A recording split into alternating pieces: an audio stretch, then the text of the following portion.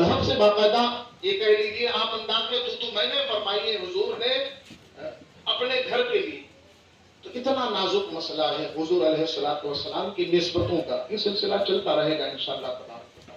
تو یہ ڈیوٹی اللہ تبارک و تعالیٰ نے لگائی ہے کہ اس گھر سے جو بھی نسبت رکھتا ہو اس کی عقیدت، اس کی عزت، اس کا احترام، یہ ہمارے اوپر یہ جذباتی مسئلہ نہیں ہے کہ جذبات میں جو ہے آپ ان کا ادب اور احترام کر لیں، بلکہ شرعی فریضہ ہے. میں آج چاہ رہا تھا بات بہت لمبی ہو جاتی، ورنہ میں اعلیٰ حضرت فاضل بریلوی رحمۃ اللہ تعالی علیہ کو کوٹ کرتا کہ اس نازک مسئلے کو بڑے اچھوتے انداز میں فتاوی رضویہ میں آپ نے بیان فرمایا ہے. حتیٰ کہ اگر کسی غیر سید کی سید سے شادی ہو گئی کسی بنیاد پر، پہلے تو ہونی نہیں چاہیے، لیکن اگر کسی غیر سید کی سیدہ سے شادی ہو گئی، وہاں بھی اس غیر سید کو سیدہ ہونے کے ناطے اپنی بیوی کا از حد احترام کرنا ہے.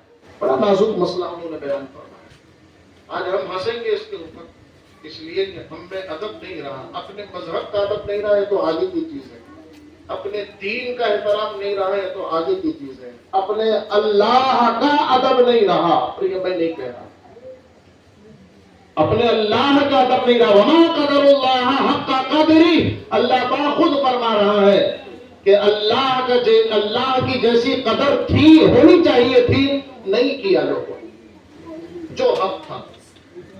آپ تو مسکرائیں گے کہ اگر کوئی غیر سید سیدہ سے شادی کر لے تو بھی وہ احترام کرے. جی ہاں، بہت احترام ہے. یہ بڑا نازک مسئلہ ہے لوگوں کا. تو میں پھر وہ الفاظ ادا کرتا ہوں کہ کوئی جذباتی مسئلہ نہیں ہے، یہ دینی اور شرعی فریضہ ہے، یہ ڈیوٹی ہے ہماری ذمہ داری ہے کہ ہم اہل بیت سے محبت کریں. اب حضرت ابن عباس کی ایک پیاری سی حدیث سنا دیتا ہوں تو بات بالکل واضح ہو جائے گی.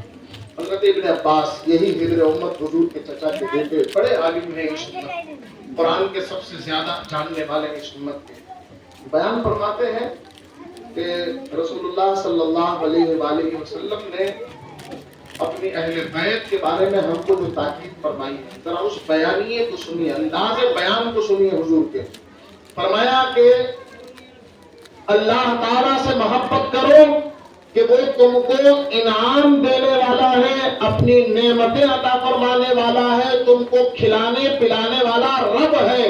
رب ہونے کے ناطے اللہ رب العزت کا احترام کرو، اس سے محبت کرو. اللہ سے محبت کرنے کی وجہ سے مجھ سے محبت کرو.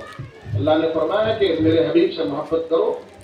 اب جس کو اللہ سے محبت کرنی ہو، قُلْ إِن كُنتُمْ تُحِبُّونَ اللَّهَ فَاتَّبِعُونِي، کہ مجھ سے محبت کرو اور میری اتباع کرو. اگر اللہ سے محبت کرتے ہو تو اس کا ثبوت یہ ہے کہ تم محمد مصطفیٰ کریم صلی اللہ علیہ وسلم سے محبت کرو. اب یہاں اس دوسری لائن کے بعد رسول اللہ تیسری لائن لا رہے ہیں، اور میری محبت کی وجہ سے میرے اہل بیت سے محبت کرو.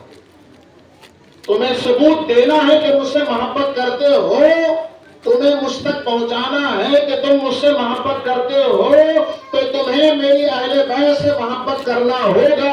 یہ ترمذی شریف کی صحیح حدیث ہے حضرت عبداللہ ابن عباس سے. اپنے ذہنوں کو صاف کر لیجیے.